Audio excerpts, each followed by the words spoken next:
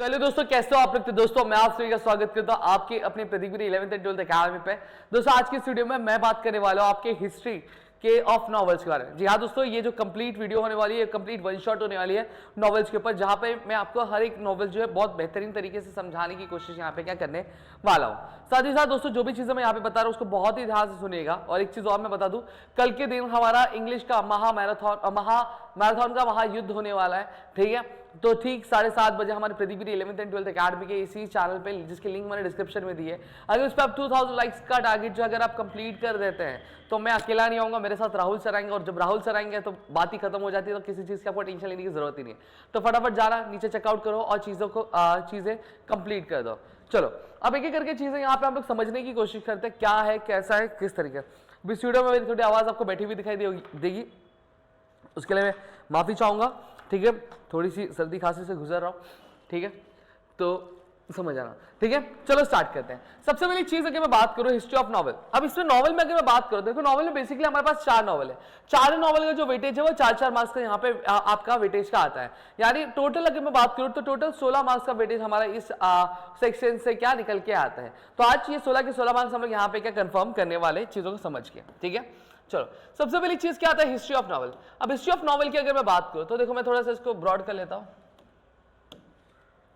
क्या बोला गया 18th सेंचुरी में, जी हाँ दोस्तों 18वीं शताब्दी में। अब हम सभी जैसे जानते हैं, अगर इतिहास के पन्नों को अगर हम पलट के देखें तो हम जानते हैं कि हमारी पूरी दुनिया में, पूरे अर्थ पे कई अलग अलग रीजन्स में कई सारे चेंजेस हुए, कई सारे बदलाव हुए हमारे इतिहास में।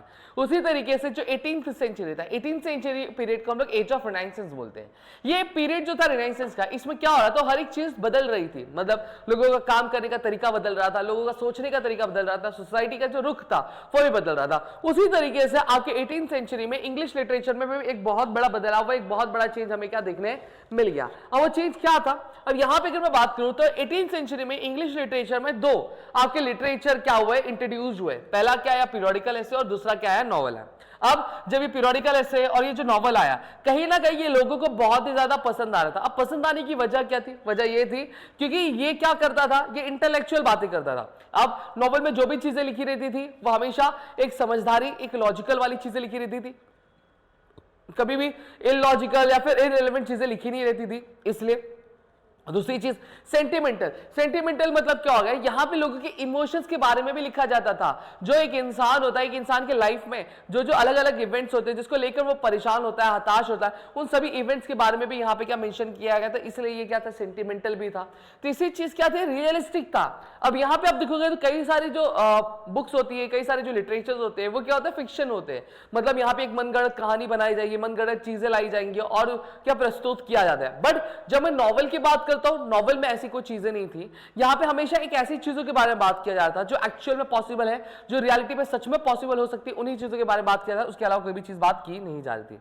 तीसरी चीज अगर मैं बात करूं तो ये क्या था, इंस्ट्रक्ट रीडर्स। यहां दोस्तों ये रीडर्स को इंस्ट्रक्ट करता था। जैसे फॉर एग्जांपल मैं हूं, मेरी लाइफ में एक प्रॉब्लम चल रही जिसको लेकर मैं बहुत ही ज्यादा कंफ्यूज हूं कि उस चीज को मैं कैसे सॉल्व करूं, तो ये नॉवल में उस इवेंट के बारे में डिस्क्राइब किया जाता था। या फिर उसकी सोल्यूशन का, कि अगर एक इंसान कंफ्यूज होता है तो उसको कैसे अपने निर्णय तक पहुंचना चाहिए, कैसे उसको चीजों को सिलेक्ट करना चाहिए, इन चीजों के बारे में बता रहा था। जिससे कहीं ना कहीं जो ह्यूमन बीइंग है, ह्यूमन बीइंग को एक रास्ता मिल रहा था कि वो अपनी लाइफ में किस पाथ पे चल सके, किस तरीके से अपनी चीजों को कंप्लीट कर सके, उसको चेरिश कर सके।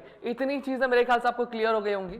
ठीक है, अब नॉवल, अब यहाँ पे पीरियोडिकल एसे और नॉवल में से अगर मैं बात करूं तो नॉवल ज्यादा ही कुछ पॉपुलर हो रहा था। और नॉवल का ज्यादा पॉपुलर होने का रीजन क्या था, रीजन ये था कि कहीं ना कहीं आपका जो नॉवल था वो पॉपुलैरिटी गेन कर रहा था क्योंकि ये सारे फीचर्स उसमें थे। ठीक है, बहुत ज्यादा ग्रेजुअली ग्रो कर रहा था क्योंकि यहाँ पे अलग अलग चीजों के बारे में बात की जा रही थी। और आज के डेट में अगर मैं बात करूं तो इंग्लिश नॉवल में मोस्ट डोमिनेंट लिटरेचर जो माना जाता है वो नॉवल को ही क्या माना जाता है। अब सवाल ये उठता है, सर ठीक है आपने ये चीजें बता दी कि नॉवल आया, पीरियोडिकल एसे आए, ठीक है, अंडरस्टूड ईच एंड एवरीथिंग। ठीक है, अब सवाल ये उठता है कि सर ये जो नॉवल, ये टर्म आया कहां, ये एक इंपॉर्टेंट क्वेश्चन बन जाता है आपके लिए क्योंकि एग्जाम में आपको फिलिंग द ब्लैंक्स में ये क्वेश्चन पूछा जाता है। ठीक है, तो यहां पे जान दो कि जो नॉवल है ये एक इंग्लिश वर्ड है। ठीक है, डिराइव हुआ है आपके एक इटालियन वर्ड से जिसका नाम है नोवेला। क्या, कौन से वर्ड से, इटालियन वर्ड से डिराइव, इसका नाम है नोवेला, जिसको हम लोग क्या बोलते हैं, न्यू बोलते हैं। क्या बोलते हैं उसको हम लोग, न्यू क्या बोलते हैं। और नॉवेल का मतलब क्या होता है? नॉवेल की अगर मैं सीधी सादी भाषा में अगर मैं बात करना चाहूं तो नॉवेल का मतलब ये होता है कि एक ऐसा एक रिलेटिवली लॉन्ग नैरेटिव फिक्शन होता है जो कहीं ना कहीं इंटीमेट ह्यूमन एक्सपीरियंसेस को क्या नॉर्मली प्रोज की फॉर्म में बताता है। मतलब सीधी सीधी बात कहूं तो ये एक तरह की कहानी होती है, ठीक है, एक तरह की कहानी होती है, एक तरह का ह्यूमन एक्सपीरियंस होता है जो कहीं ना कहीं एक रीडर को क्या बताया जाता है, कौन से फॉर्म में, पैराग्राफ फॉर्म में, उसको हम लोग क्या कहते हैं, नॉवेल कहते हैं। आप कभी भी नॉवेल रीड करोगे यू विल अंडरस्टूड कि कभी भी जो नॉवेल होती है वो पॉइंट वाइज नहीं होती है, वो एक पैराग्राफ फॉर्म में होती है, एक प्रोज फॉर्म में होती है, और वहां पे बात किसकी की जाती है, वहां पे बात ह्यूमंस की जाती है, ह्यूमन बिहेवियर की बात की जाती है, ह्यूमन नेचर की बात की जाती है, ह्यूमन सर्कमस्टांसेस के बारे में बात क्या किया जाता है। इतना क्लियर हो गया?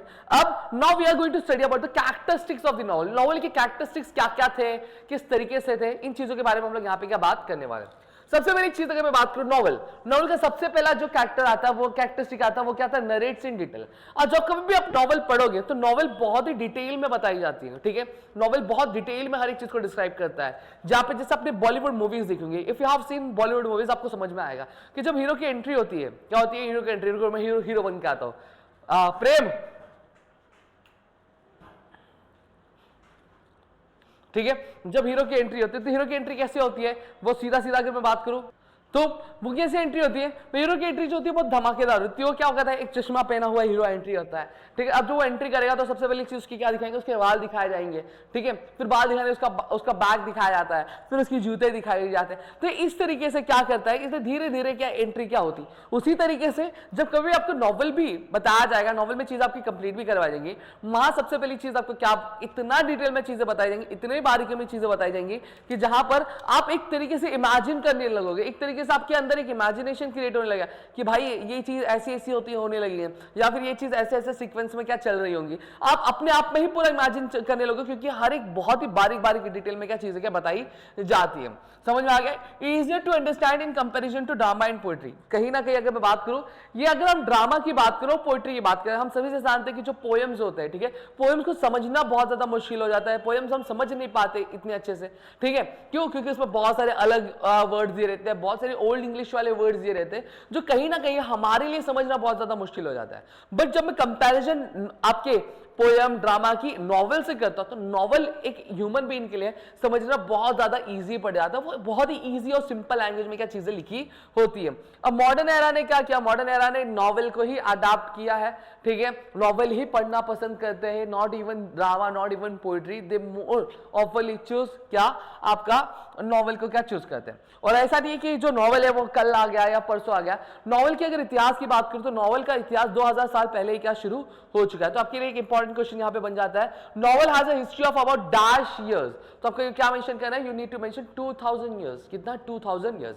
सर क्या नॉवेल के पहले कुछ और नहीं था, क्या नॉवेल ही सब कुछ था? नहीं, नॉवेल के पहले भी एक लिटरेचर था जिसको हम लोग क्या बोलते हैं, ग्रीक रोमांसेस बोलते हैं। क्या बोलते हैं, ग्रीक रोमांसेस बोलते हैं। अब ग्रीक रोमांसेस मतलब शाहरुख खान ऐसा, शाहरुख खान ऐसा ऐसे ऐसे ऐसे, ठीक है, तो वो शाहरुख खान वाली चीजें थी, जहां पे बात किसकी की जाती थी, जहां पे बात लैला मजनू की जाती थी, जहां पे बात ही रांझा की जाती थी, जहां पे बात रोमियो जूलियट की जाती थी, मतलब प्यार वाला माहौल था। समझ आ रहा है कि नहीं समझ रहा? तो इस तरह की बातें यहाँ पे की जाती थी, इस तरह की कहानियां यहाँ पे लिखी जाती थी आपके ग्रीक रोमांसेस में। समझ में आ गया? साथ ही साथ जो मार्वेलस एडवेंचर्स होते थे, जो एडवेंचर्स होते थे कि एक हीरो है, ठीक है, वो एक शिप से जा रहा था, उसकी शिप टूट गई, तो वो तैरता तैरता तैरता तैरता कहाँ पे चला गया, तैरता तैरता चला गया आपके आइलैंड पे चला गया। आइलैंड पे जाने के बाद उसको खाने पीने के लिए करने लगा, उसके कपड़े उसने क्या कर लिए, गर्मी लगे कपड़े उसने निकाल दिए, तो बंदर लेके भाग गए, ठीक है, फिर उसके बाद वो मोगली बन गया, ऐसे ऐसे ऐसे ऐसे घूमने लग गया। समझ में आ गया? तो ये ऐसे जो एडवेंचर्स होते थे, ये सारी चीज आपकी कहाँ पे लिखी जाती थी, आपके ग्रीक रोमांसेस में क्या लिखा जाता था। इतना क्लियर हो गया? अब यहाँ पे क्यों बात करूं, ये इतना फेमस था, लोग इसको इतना पसंद करते थे कि अगले 1000 साल तक, जब से ये ट्रेंड चालू हुआ था ग्रीक रोमांसेस पढ़ने का, तब से लेकर अगले 1000 साल तक कोई भी इसके टक्कर में नहीं था, कोई भी इसके टक्कर में नहीं था। समझ में आ गया? यहाँ पे कुछ एग्जांपल्स दिए गए ये ग्रीक रोमांसेस के। पहला था वर्जिल सिकोलॉग्स, दूसरा था मैलोरी मोटे द ऑथर। क्या आता है? पहले वर्जिल सिकोलॉग्स आता है, दूसरा क्या रहा, मैलोरी मोटे द ऑथर, फिर तीसरा क्या होता है, जियोफ्रे चॉसेस द कैंटरबरी टेल्स। क्या आता है? Geoffrey चॉसेस the Canterbury tales. समझ में आ गया? इस तरीके से आपकी पूरी की पूरी चीजें यहाँ पे हैं, ठीक है। अब यहां पे बात करते हैं कि अब आगे क्या से, आगे अगर मैं बात करूं तो देखो नॉवल बहुत अलग अलग जगह पे फैलने लगे हैं, लेकिन दुनिया का सबसे पहला नॉवल कौन सा था? मुरासाकी शिकिबु टेल ऑफ जेंजी। क्या था? मुरासाकी शिकिबु टेल ऑफ जेंजी, ये दुनिया का सबसे पहला नॉवल था। अब एग्जाम में आपको क्वेश्चन आ सकता है कि world's first novel, name the world's first novel, तो आप क्या लिखोगे? Murasaki Shikibu tale of Genji. कौन से ईयर में आया था? 1010 क्या 1010, समझे? इतना क्लियर हो गया। यूरोप में कब चालू हुआ था? यूरोप में जो नॉवल का ट्रेंड जो शुरू हुआ था वो किसके शुरू हुआ था? जॉन बर्नार्ड, ठीक है, डॉन क्विक्साइट नॉवल से शुरू हुआ था। ये डॉन क्विक्साइट नॉवल लिखा किसने था? स्पेनिश राइटर ने लिखा था, जिसका नाम क्या था? माइगल डे सर्वेंटेस। क्या नाम था? माइगल डे सर्वेंटेस। याद रखना है कि दुनिया का सबसे पहला नॉवल का नाम क्या था? मुरासाकी शिकिबु टेल ऑफ जेंजी, जो किसने कौन से ईयर में लिखा था? ईयर 1010 में पब्लिश हुआ था। वही इंग्लैंड जो यूरोप में नॉवल की जो शुरुआत हुई थी वो डॉन क्विक्साइट नॉवल से शुरू हुई थी, जो किसने लिखा था? एक स्पेनिश राइटर का नाम क्या था? माइगल डे सर्वेंटेस। क्या नाम था? माइगल डे सर्वेंटेस, जो कि पब्लिश हुई थी 2 पार्ट्स में, मतलब 2 वॉल्यूम्स में पब्लिश हुई थी, ठीक है, 2 वॉल्यूम्स में पब्लिश हुई, पार्ट 1 और पार्ट 2 में। क्लियर हो गया? अब 18th सेंचुरी में अगर मैं बात करूं, जहां पे हमने देखा कि 18th सेंचुरी की शुरुआत में हमें ये चीज देखने मिल गई कि यहाँ पे पीरियोडिकल ऐसे और जो नॉवल था वो बहुत ज्यादा अच्छा चल रहा था। उसी तरीके से 18th सेंचुरी में 2 चीजें और अच्छी चल रही थी, एक था न्यूज़पेपर और दूसरा था मैगजीन। क्या था? एक था न्यूज़पेपर और दूसरा था मैगजीन। अब ये जो न्यूज़पेपर था और ये जो मैगजीन था, ये कहीं ना कहीं जो मिडिल क्लास की जो रीडर्स थे उनको बहुत ही ज्यादा अट्रैक्ट कर रहा था और लोगों को ये चीज पढ़ने में भी बहुत ज्यादा मजा आ रहा था। अब रीजन क्या था वो भी मैं आपको थोड़ा सा यहाँ पे समझा देना चाहता हूँ एक विस्तार से, जिससे आपको चीजें थोड़ी सी क्लियर हो जाएंगी। देखो अब यहां पे अगर मैं बात करूं, देखो हम सभी से जानते हैं कि हमारी जो सोसाइटी है वो 3 पार्ट में डिवाइडेड है, ठीक है। एक होता है हमारा हायर क्लास, दूसरा होता है हमारा मिडिल क्लास और तीसरा होता है हमारा लोअर क्लास। समझ में आ गया? अब हायर क्लास वाले के पास बहुत पैसा है, ठीक है, उसको कोई दिक्कत नहीं, उसको कोई प्रॉब्लम नहीं। लोअर क्लास वाले क्या होते हैं? लोअर क्लास वाले एक ऐसे बंदे होते हैं जिनके प्रॉब्लम तो है, लेकिन साथ ही साथ उनको हेल्प करने के लिए गवर्नमेंट की कई सारी सब्सिडी, गवर्नमेंट की कई सारी चीजें यहाँ पे हमें देखने मिल जाती है। अब बचता कौन है? मिडिल क्लास वाला। ना मिडिल क्लास वाला हायर क्लास वाले जैसा एंजॉय कर सकता है, ना मिडिल क्लास लोअर क्लास वाले जैसा उसको क्या सपोर्ट क्या देखने मिलता है, ठीक है।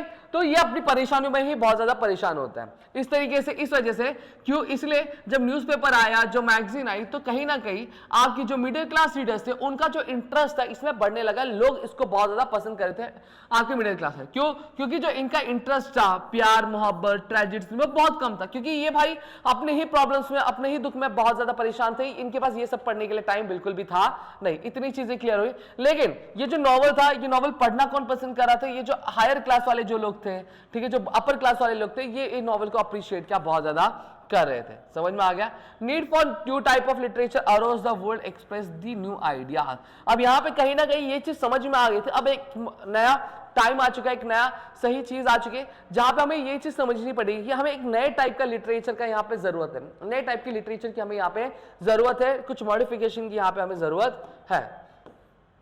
तभी यहाँ पे जो नॉवेल्स है वो वापस से क्या रीमॉडिफाई किए गए। अब रीमॉडिफाई किया गया तो क्या किया गया? अब इसमें से जो स्पिरिट ऑफ रियलिज्म, ठीक है, अब यहाँ पे क्या हुआ कि अब जो नॉवेल्स थे, अब इस नॉवेल में अगर मैं बात करूं तो यहाँ पे रियलिज्म वाली चीजें ला दी गई। जहां पे पहले थोड़ी फिक्शन वाली भी चीजें थी, थोड़ी इधर उधर की चीजें भी थी, अब वो सारी चीजें हटा दी गई और अब किसकी बात की गई? आपके नॉवल में रियलिज्म, मतलब जो चीज एक्चुअल में पॉसिबल है, जो चीज एक्चुअल में हो सकती है, उनके बारे में ही बात किया गया। साथ ही साथ नॉवल में अब जो रोमांसेस वाली जो चीजें थी वो क्या करने लगे? वो निग्लेक्ट करने लगे। समझ में आ गया? अब जो नॉवेल्स थे वो एंथुसियाज्म, पैशन और रोमांसेस से हटे हुए थे। इतनी चीजें क्लियर हो गई। नेक्स्ट, ठीक है। अब इंग्लैंड 1740 की बात करता हूं, इसमें थोड़ा सा गलत हो गया, ये 1714 आएगा, इसको करेक्ट कर लेना। समझ में आ गया?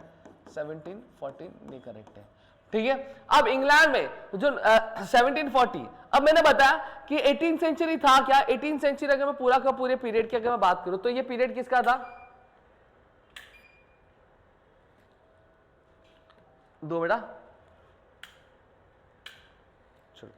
ठीक है। ये पूरा का पूरा पीरियड किसका था? ये पूरा का पूरा पीरियड था एज ऑफ रिनाइंसेस का, जहां पे अलग अलग रिवॉल्यूशन हो रहे थे, जहां पे इंडस्ट्रियल रिवॉल्यूशन भी आता है। इंडस्ट्रियल रेवोल्यूशन मतलब क्या होता है? देखो, एज ऑफ रिनाइंसेस आने से पहले, इन्वेंशन होने से पहले जितनी भी चीजें प्रोड्यूस होती थी, जितनी भी चीजें बनती थी, वो हाथों से बनती थी। किससे बनती थी? वो हाथों से बनती थी। वो ऐसा नहीं था कि वहां पे कोई मशीनें थी और मशीनों से चीजें बनती थी, नहीं। पहले क्या करता था, जो भी चीजें बनती थी वो सारी की सारी चीजें जो होती थी वो हाथों से क्या बनाई जाती थी। लेकिन अब इंडस्ट्रियल रेवोल्यूशन आया। अब इंडस्ट्रियल रेवोल्यूशन आने के बाद अब कहीं ना कहीं जो चीजें थी अब वो हाथों से ना बनकर किसने बनने लगी थी, मशीनों से बनने लग गए थे। अब जब मशीनों से बनने लगे तो कहीं ना कहीं जो मिडिल क्लास के लोग थे वो ऊंचा बढ़ने लगे, ठीक है, राइज होने लगे। रीजन क्या था, ट्रेड और कॉमर्स बढ़ गया था, इंडस्ट्रियल रेवोल्यूशन, देखो प्रोडक्शन बढ़ा, प्रोडक्शन जब बढ़ा तो यहाँ पे क्या, जो कॉस्ट ऑफ प्रोडक्शन था, मतलब एक प्रोडक्ट बनाने की जो चीजें थी वो कॉस्ट लगता था वो कम हो गया, जिससे इनका गुड सस्ते में जाता था और उनको प्रॉफिट क्या अच्छा खासा होता था, जिसकी वजह से कहीं ना कहीं एक अच्छा खासा स्टेटस क्या करने लगे, ऑक्यूपाई करने लग गया अपनी लाइफ में। इतनी चीजें क्लियर हो गई होंगी मेरे ख्याल से, आपको समझ में आ गया। अब कहीं ना कहीं अगर मैं बात करूं तो यहाँ पे अब नॉवेल्स में क्या किया गया था, रियलिस्टिक जो पिक्चर था लोगों का वो डिपिक्ट किया जाता। मतलब क्या बात किया जा रहा था, आप जो लोगों की प्रॉब्लम्स होती थी, जो लोगों की दिक्कत होती थी, जो लोगों का इश्यू होता था, उन सारी चीजों के बारे में अब यहाँ पे क्या बात की जाने लगी। अब यहाँ पे कोई भी आलतू फालतू बात किया जाता नहीं था। अब जो न्यूली एजुकेटेड क्लास था अब वो सभी लोग क्या करने लगे था, वो सभी लोग अब आपके नॉवल को एक रेस्पेक्टेबल मटेरियल क्या देखने लगे, अब उसको क्या पढ़ने लग गए थे। अब जो नॉवल डिजाइन की जा रही थी, क्या नॉवल जो डिजाइन की जा रही थी, ठीक है, मिडिल और लोअर क्लास के लिए, ठीक है, वो क्या कर रहा था, वो उनके एस्पिरेशन, उनकी जो मांग थी, उनके जो हक थे, उससे रिलेटेड वॉइस क्या उठा रहा था और धीरे धीरे वॉइस उठा रहा था। अब धीरे धीरे क्या हो गया था, जो ड्रामा था और बाकी सारे जो लिटरेचर के अलग अलग फॉर्म थे वो सारे क्या हो गए थे, वो सारे क्या फेड आउट होने लगे थे, वो सारे क्या होने लगे थे, फेड आउट होने लग गए थे। अब उसमें कोई भी और चीज पढ़ना पसंद नहीं कर रहा था, सिर्फ और सिर्फ नॉवल ही पढ़ना क्या पसंद कर रहे थे। समझ में आ गया। अब यहाँ पे अगर मैं बात करूं, ये कंप्लीट कॉम्बिनेशन था नॉवेल का, इसमें ड्रामा भी थी, पोइट्री भी थी और बाकी सारे जो फीचर्स थे वो भी सारी चीजें इंक्लूडेड थी, जिससे लोग इसे पढ़ना बहुत ज्यादा क्या पसंद कर रहे थे। ठीक है, साथ ही साथ अगर मैं बात करूं, अब जो नया नॉवल जा रहा था उसमें जो पॉलिटिकल इश्यूज होते हैं, सोशल इश्यूज होते हैं, कल्चरल जो हैपनिंग्स होती है, जो साइंटिफिक डिस्कवरीज की जा रही थी, उन सभी चीजों के बारे में यहाँ पे बात किया जा रहा था। समझे कि कैसे पॉलिटिकल इश्यू, कैसे राजा को हटा के अब प्रजातंत्र वाला चीजें लाई जा रही थी। सोशल मतलब कैसे अब जो लोग है डाइटीज की चीजों को ना बिलीव करके एक ह्यूमन को ज्यादा इंपॉर्टेंस दे रहे, कल्चरल चीजों में कैसे चेंजेस हो रहे, इन सभी चीजों के बारे में नॉवेल्स में क्या लिखा जा रहा था। अब now next what we are going to study about the major novelist of the 18th century। अब 18th century के मेजर नॉवलिस्ट कौन से बड़े बड़े नॉवलिस्ट है, उसको हम लोग यहाँ पे क्या देखने वाले हैं। सबसे पहली चीज यहाँ पे अगर हम बात करें, हमें कौन देखने वाले हैं। अब सबसे पहली चीज 18th सेंचुरी में अगर मैं बात करूं, 18th सेंचुरी में सबसे पहले क्या आता है, जॉन बनेगाडान। जॉन क्या पहनता है, बनियान पहनता है। कौन से नंबर की, 1678, 1678 नंबर की, क्या पहनता है 1678। जॉन बनियान क्या पहनता है, बनियान पहनता है। जॉन क्या पहनता है, बनियान पहनता है। कौन से नंबर की, 1678 की। कहां पे जाके, द पिलग्रिम्स प्रोग्रेस। तो याद रखना है, द पिलग्रिम्स प्रोग्रेस ये किताब किसने लिखी थी, जॉन बनियान ने लिखी थी। कौन से ईयर में, 1678 में। ये मैच द फॉलोइंग में आपको पूछा जाता है, इसलिए मैं यहाँ पे आपको याद करवा रहा हूँ। ठीक है, एप्रा बेन क्या है, एप्रा हमारी बेन है, एप्रा बेन है। कब से बेन है, 1688 से। क्या है, 1688 से। कौन सी किताब लिखी उन्होंने, ओरोनुको लिखी। क्या लिखी, ओरोनुको। फिर कौन आता है, डैनियल डॉफे ने क्या लिखा है, रॉबिन्सन क्रूसो, माइल्स फ्रेंडिस। डैनियल डॉफे, रॉबिन्सन क्रूसो, माइल्स फ्रेंडिस। समझा। फिर जोनाथन स्विफ्ट ने क्या लिखा है, गुलिवर्स ट्रैवल। क्या लिखा है, गुलिवर्स ट्रैवल। समझ में आ गया। इतनी चीजें क्लियर हो गई। तो जॉन बनियान ने क्या, पिलग्रिम्स प्रोग्रेस। एप्रा बेन ने क्या, Oroonoko. Daniel Defoe, the Robinson Crusoe. फिर उसके जोनाथन स्विफ्ट ने क्या लिखा, गुलिवर्स ट्रैवल। गुलिवर्स ट्रैवल तो हमने बचपन में बहुत पढ़ा हुआ है। समझा। इतना पार्ट मेरे ख्याल से आप सभी को क्लियर हो गया होगा। नेक्स्ट अब यहाँ पे बात करें major other novelist of 18th century. अब अलग बाकी कौन से नॉवेलिस्ट थे, ठीक है, उसकी बात कर लेते हैं। पहले क्या आते हैं, सैमुअल रिचर्डसन आते हैं। फिर कौन आता है, हेनरी फील्डिंग आते हैं। फिर लॉरेंस टर्न आते हैं और टोबियास स्मॉलेट आते हैं। इसको 3-4 बार रिपीट करोगे, अपने नोटबुक में लिख लो। 3-4 बार रिपीट करोगे तो आप आराम से चीजें कंप्लीट कर लोगे। समझ में आ गया। पहले कौन आता है, सैमुअल रिचर्डसन आता है। फिर कौन है, हेनरी फील्डिंग आता है। फिर लॉरेंस टर्न आते हैं। फिर टोबियास स्मॉलेट आते हैं। इतना पार्ट क्लियर हो गया आप लोगों का। नाउ नेक्स्ट, अब यहाँ पे जो ट्रेडिशन, अब स्टालवर्ट नॉवेलिस्ट क्या होता है वो थोड़ी पहले बता देता। हमने देखा है कई सारे ऑथर्स होते हैं, कई सारे लोग होते हैं जो क्या करते हैं, सिर्फ पोएम ही नहीं लिखते, वो प्रोज भी लिखते हैं।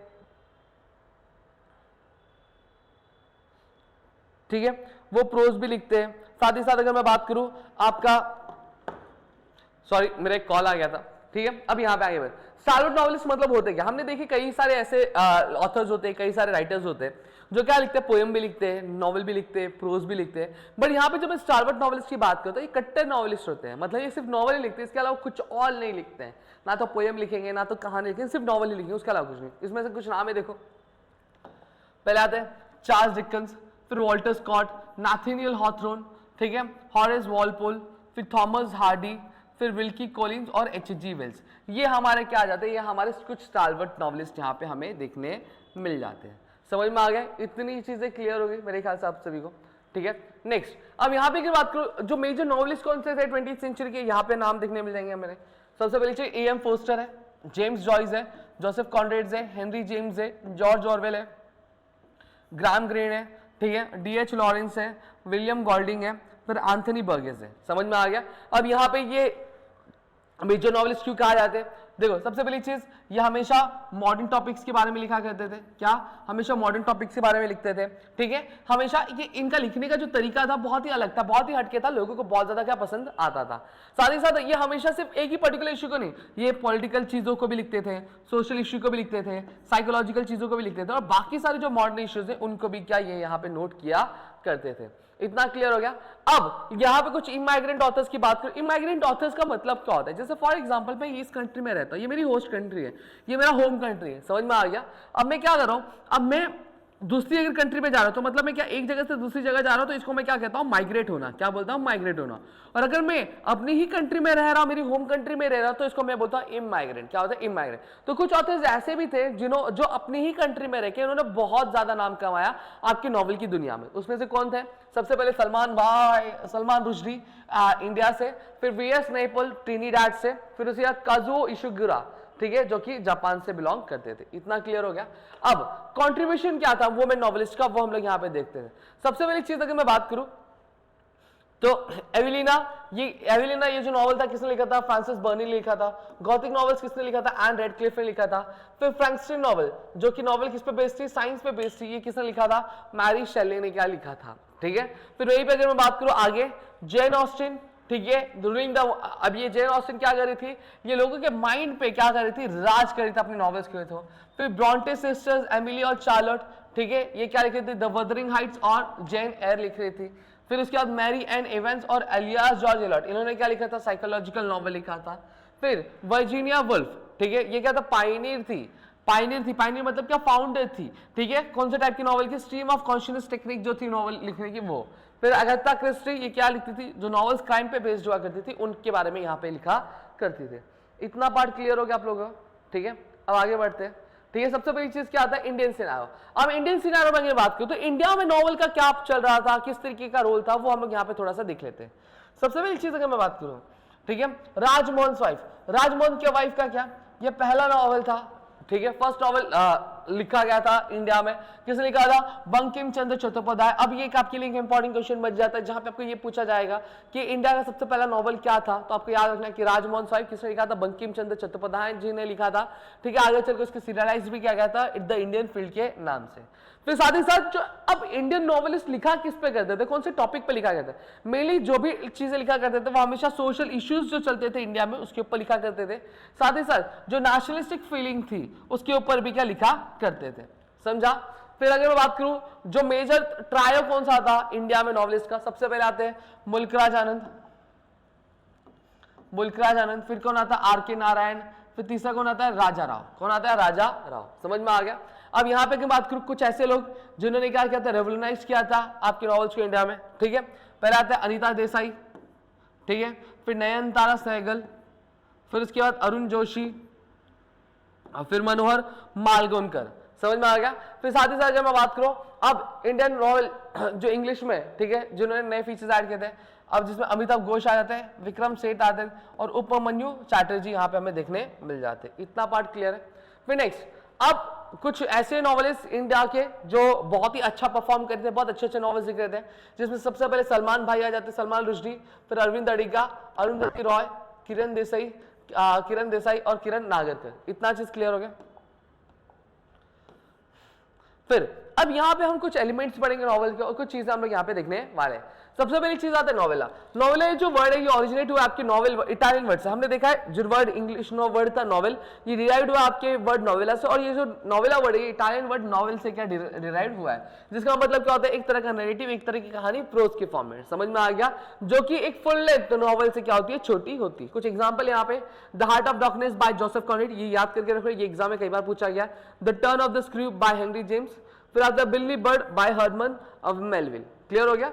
अब जो एलिमेंट्स थे नॉवेल के वो हम लोग यहाँ पे देखने वाले। टोटल कितने एलिमेंट्स है? टोटल 6 एलिमेंट्स है नॉवेल की। कितने?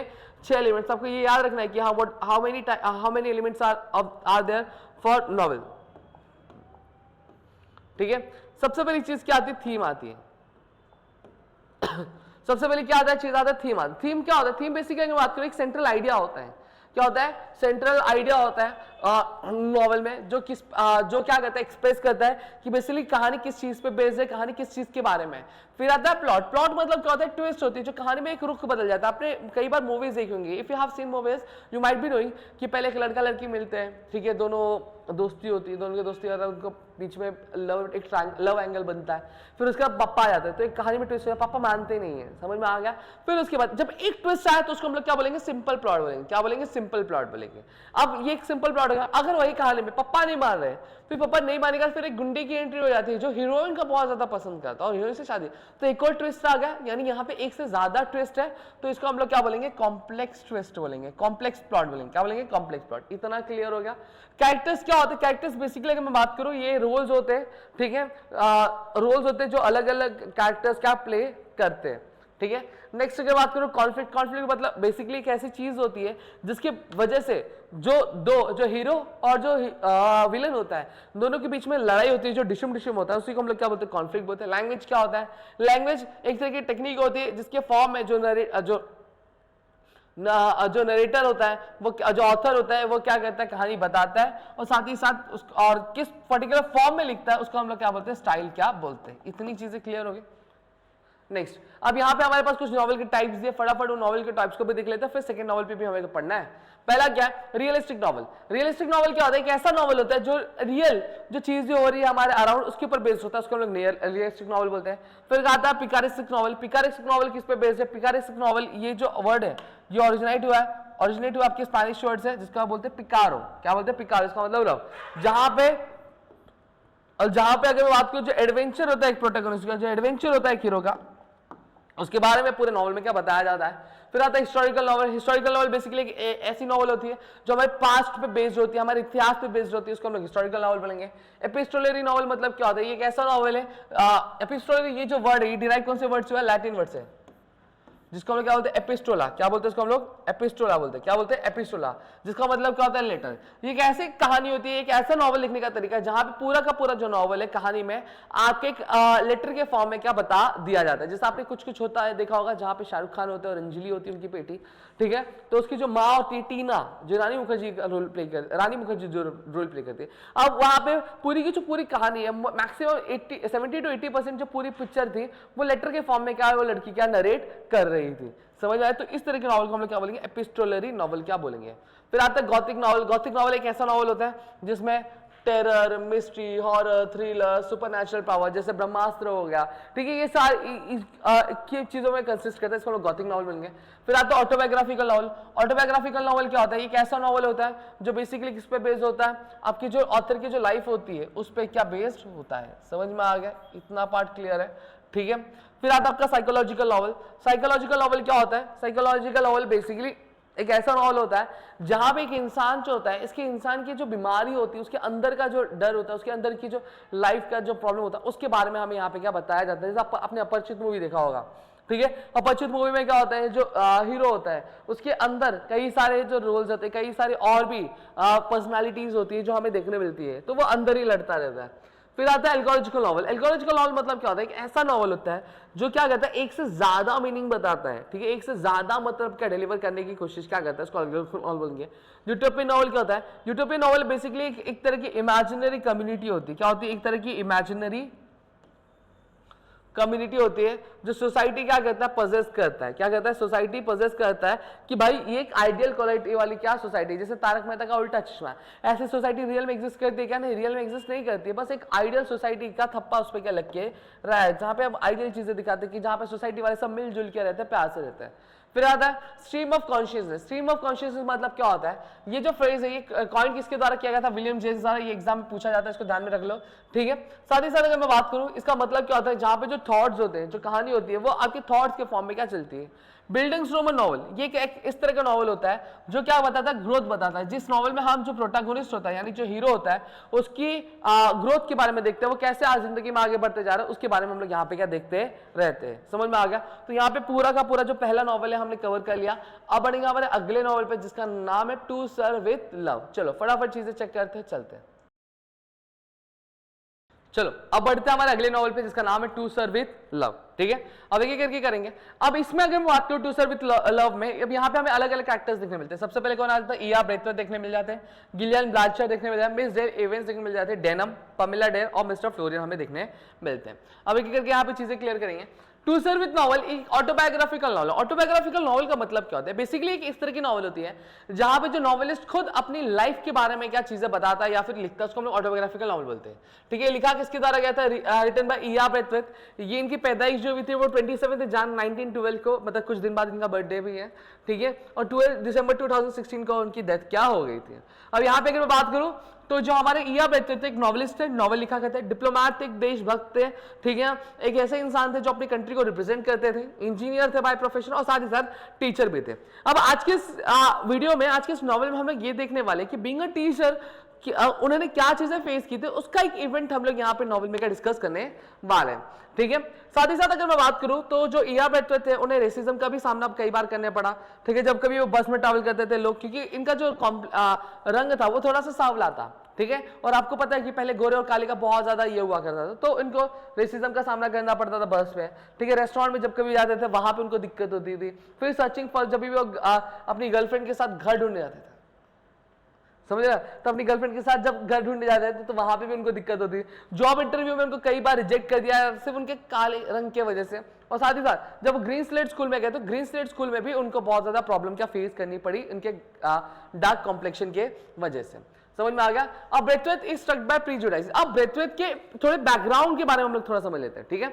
अब ईया ब्रेथवेट पैदा कहाँ पे हुए थे, पैदा और परवरिश कहाँ हुई थी, ब्रिटिश गुयाना में हुई थी, इसलिए वो अपने आप को क्या ब्रिटिश क्या माना करते थे। अब उन्होंने ग्रेट ब्रिटेन रॉयल एयरफोर्स में क्या काम भी किया था, जहां पे उनको रिस्पेक्ट और इज्जत बहुत ज्यादा मिली थी सोसाइटी में, ठीक है। लेकिन जैसे ही वॉर खत्म हुआ इनको जॉब से निकाल दिया गया। जब जॉब से निकाल दिया गया तो जो सोसाइटी में जितने भी लोग थे वो सभी इनको एज आउटसाइडर क्या ट्रीट करने लगे। अब ब्रेथवेट का जो एक्सपीरियंस था और उसकी जो एजुकेशन थी, ठीक है, अब वो किसी भी काम की नहीं थी। क्या वो किसी भी काम की नहीं थी जॉब इंटरव्यूज में, क्या किसी भी काम की नहीं थी जॉब इंटरव्यूज में।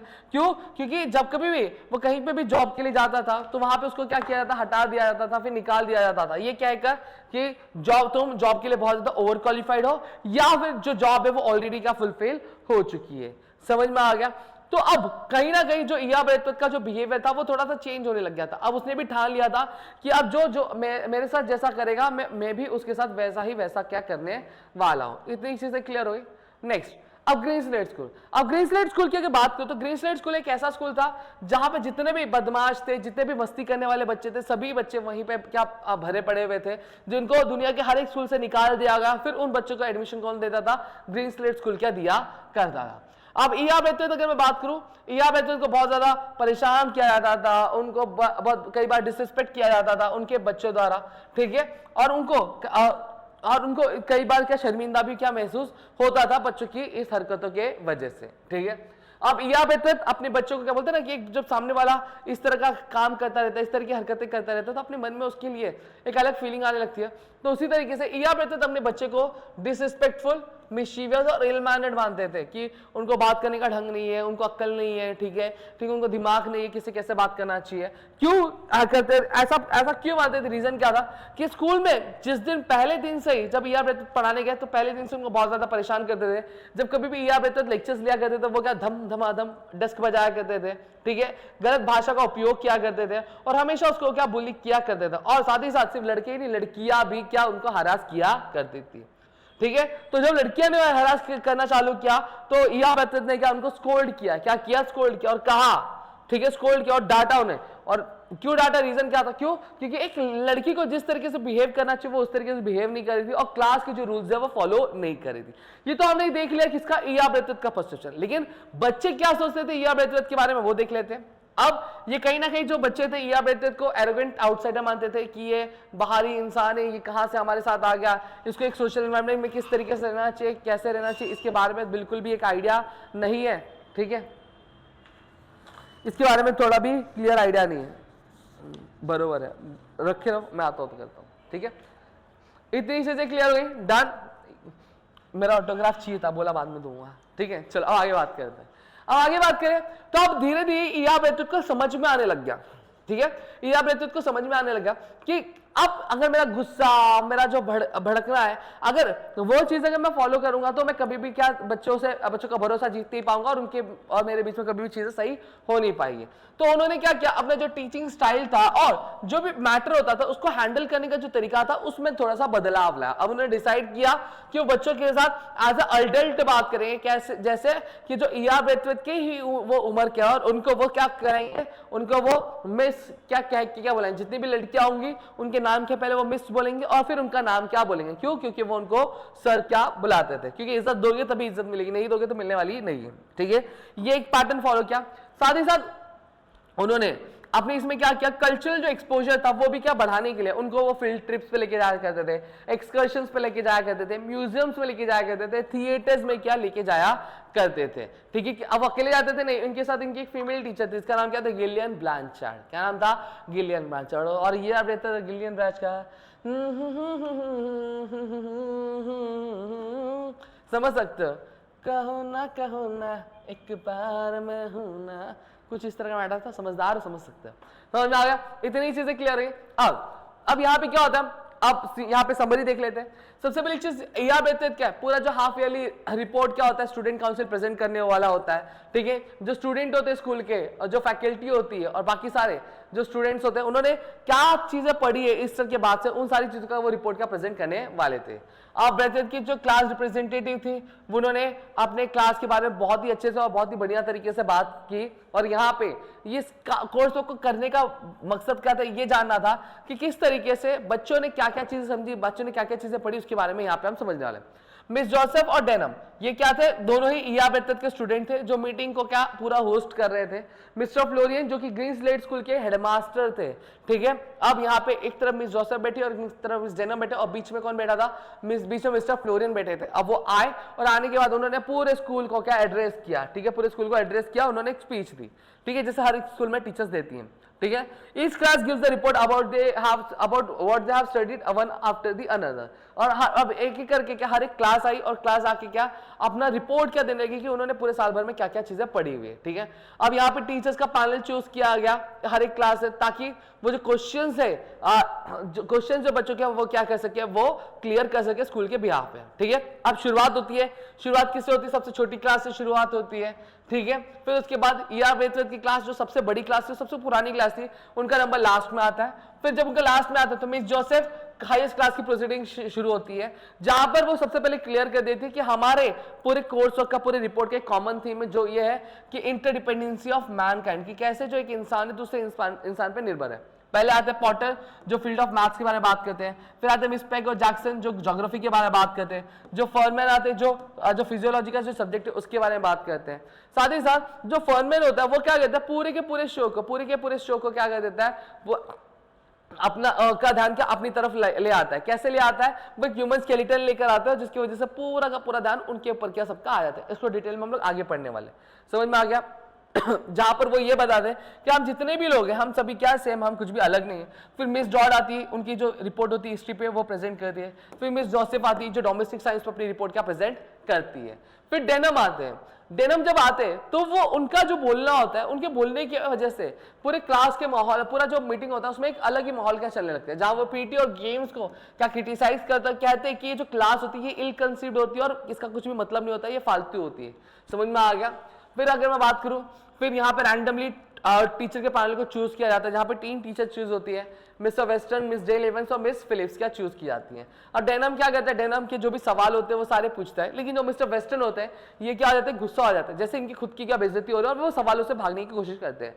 लेकिन मिस फिलिप्स से किसी ने भी एक्सपेक्ट नहीं किया था कि वो क्वेश्चन को इतने अच्छे से हैंडल करेंगे और जवाब देंगे, और उन्होंने बहुत ही अच्छी तरीके से क्या किया, हैंडल किया। समझ में आ गया। तो यहाँ पे हमने एक बैकग्राउंड और समरी पढ़ ली कि हम क्या क्या चीजें देखने वाले हैं। अब हम क्या देखने वाले हैं, हम बेसिकली हम आगे देखने वाले हैं कि डिटेल में हुआ क्या था, कैसी चीजें थी। चलो अब एक एक करके यहाँ पे चीज समझते हैं और क्लियरली हम देखते हैं। ठीक है, चलो ठीक है, चलो अब डिटेल में पढ़ने की कोशिश करते हैं। सबसे पहली चीज 15 नवंबर का समय था, ठीक है, हाफ ईयरली जो रिपोर्ट था स्टूडेंट काउंसिल का, 15 नंबर को क्या करने वाले थे, रिपोर्ट क्या सबमिट करने वाले थे। ये आप बहुत ही ज्यादा एक्साइटेड थे क्योंकि ये जो पूरा प्रोग्राम था बच्चों द्वारा ही ऑर्गेनाइज किया गया था, बच्चे ही क्या करने वाले थे, परफॉर्म करने वाले थे जो भी चीजें यहाँ पे होने वाली थी। ठीक है, हर एक बच्चे को उनके स्किल के हिसाब से, उनके टैलेंट के हिसाब से क्या काम अलॉट किया गया था।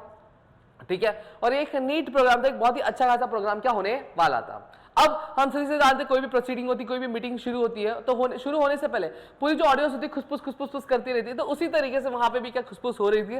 और उस दिन स्कूल, ग्रीन स्लेट स्कूल में कोई भी असेंबली, कोई भी प्रेयर था नहीं। ठीक है, जो बच्चे थे बहुत ही स्मार्टली, बहुत ही अच्छे से तैयार होकर अच्छे ढंग से क्या कर रहे थे, स्कूल में असेंबली हॉल में क्या अराइव हो रहे थे। बेल बजी 10 बजे, ठीक है, सभी लोग फटाफट ऑडिटोरियम में आ गए और क्या बैठने लगे, एक साथ क्या बैठने लग गए। ठीक है, मिस जोसेफ और जो डेनम थे ये दो सबसे सीनियर मोस्ट स्टूडेंट थे। ठीक है, जो स्टेज पे थे। मिस्टर फ्लोरिन जो स्कूल के हेडमास्टर थे वो यहाँ पे थे, एक तरफ मिस जोसेफ थी और एक तरफ मिस्टर डेनम थे। मिस जोसेफ कौन थी, ये ईया ब्रेथेट के स्टूडेंट थे और डेनम भी क्या थे, ईया ब्रेथेट के स्टूडेंट ही थे। ठीक है, अब जैसे ही सभी लोग शांति से बैठ गए तो यहाँ पे जो मिस्टर फ्लोरियन है वो उठे और उठ के अपने स्कूल को एड्रेस करने लगे, जहां पे उन्होंने स्कूल की एम्स और पॉलिसी के बारे में बात किया, हर एक बच्चे का क्या कॉन्ट्रीब्यूशन हो सकता है जिसकी वजह से हम हमारे जो एम्स है ग्रीन स्लेट स्कूल को उसको अचीव कर सके। साथ ही साथ जहां जहां जरूरी था उन्होंने वहां पे प्रेज भी किया और जहां कमी दिखाई दी वहां पे उन्होंने उस कमी के बारे में भी बात किया, जहां पे उन्होंने बताया कि अभी भी स्कूल को क्लीननेस, कंडक्ट और नॉलेज प्रोवाइड करने में की चीजों को इंप्रूव करने में बहुत ज्यादा क्या जरूरत है। ठीक है, और स्पीच को सुनने के बाद ईया ब्रेथेट को रियलाइज हुआ कि मिस्टर फ्लोरिन जो कि स्कूल के हेडमास्टर रहे होने के बावजूद भी उनको बहुत ग्राउंड लेवल पे वो काम करते हैं, उनको हर एक चीज मालूम है कि क्या सही है, क्या गलत है, क्या चल रहा है और क्या नहीं चल रहा है। अब मिस्टर फ्लोरिन जाके बैठ के अपनी स्पीच देने के बाद अब मिस जोसेफ आई। मिस जोसेफ आने के बाद खड़े होकर एक छोटा सा एक्सप्लेनेशन देने लगी कि काउंसिल का पर्पस क्या है और इसकी एक्टिविटीज क्या क्या होने वाली है। ठीक है, यहाँ पे हर एक क्लास अपना रिपोर्ट सबमिट करेगा अपने रिप्रेजेंटेटिव्स के थ्रू। ठीक है, जो भी उन्होंने ईस्टर के बाद से जो भी स्टडी उन्होंने किया उसके बारे में। ठीक है, हर एक सब्जेक्ट लिए हर एक क्लास से क्या एक रिप्रेजेंटेटिव चूज किया जो सब्जेक्ट के बारे में हमें चीजें बताएगा। ठीक है, जब सारे क्लासेस अपनी जो रिपोर्ट है वो सबमिट कर लेंगे तो एक रैंडमली टीचर्स का पैनल चूज किया जाएगा, उनको इनवाइट किया जाएगा स्टेज पे और वो क्या करेंगे, वो बच्चों के आंसर्स, सवालों का क्या जवाब देंगे, क्या करेंगे, बच्चों के सवालों का जवाब देंगे और उनकी चीजों को क्या सबमिट करेंगे। ठीक है, जो सिलेक्शन जो पैनल था वो सब बच्चे ही डिसाइड करे, तो किसी को कुछ भी आइडिया नहीं था कि पैनल में कौन होने वाला है, कौन बैठने वाला है, कौन नहीं बैठने वाला है। ठीक है, अब जो रिपोर्ट होती है, आज जो रिपोर्ट होती है सबसे पहले किससे स्टार्ट होती है, सबसे छोटी क्लास से। यहाँ पे क्या असेंडिंग टू डिसेंडिंग ऑर्डर चलता है, मतलब सबसे छोटी जो क्लास होगी वो सबसे पहले आएगी, फिर बड़ी और सबसे बड़ी वाली लास्ट में। अब सबसे पहली जो क्लास आती है वो जो बच्चे थे कितने साल के थे, सिर्फ 12 साल के थे। ठीक है, जिन्होंने स्कूल जो था पिछले ही गर्मियों के मौसम में क्या किया था, ज्वाइन किया था। अब उनमें से कई सारे बच्चे शर्मीले थे, घबरा रहे थे चढ़ने से, लेकिन फिर भी उन्होंने क्या किया था, बहुत ही अच्छी तरीके से मैनेज किया था चीजों को। हाँ, हालांकि वो हेजिटेशन की वजह से, वो घबराहट की वजह से उनकी रिपोर्ट बहुत छोटी थी, लेकिन उन्होंने क्या चीजों को मैनेज कर लिया था। ठीक है, अब क्लास के बाद क्लास आ रही थी, अब जो रिपोर्ट था वो सबमिट किया जाता था। अब रिपोर्ट में ये रिपोर्ट करने का, समझने का ये मेन मकसद क्या समझ गया, मेन मकसद ये था, ये नहीं समझना था कि हमने क्या क्या पढ़ा, ये समझना था कि बच्चों ने क्या क्या सीखा है, ये चीज को समझने के लिए क्या किया गया था, ये चीजें क्या ऑर्गेनाइज की गई थी।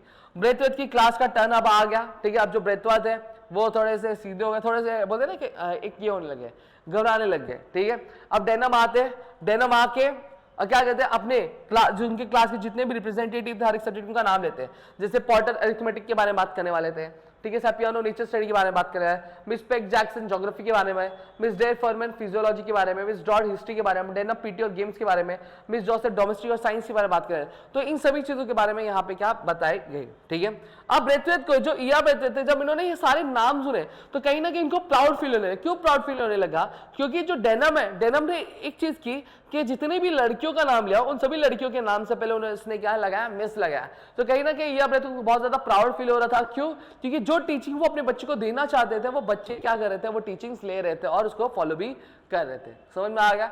अब जैसे ही नाम बुलाया गया तो सभी बच्चे उठे और उठ के कहां पे गए, स्टेज पे जाके क्या वो बैठ गए।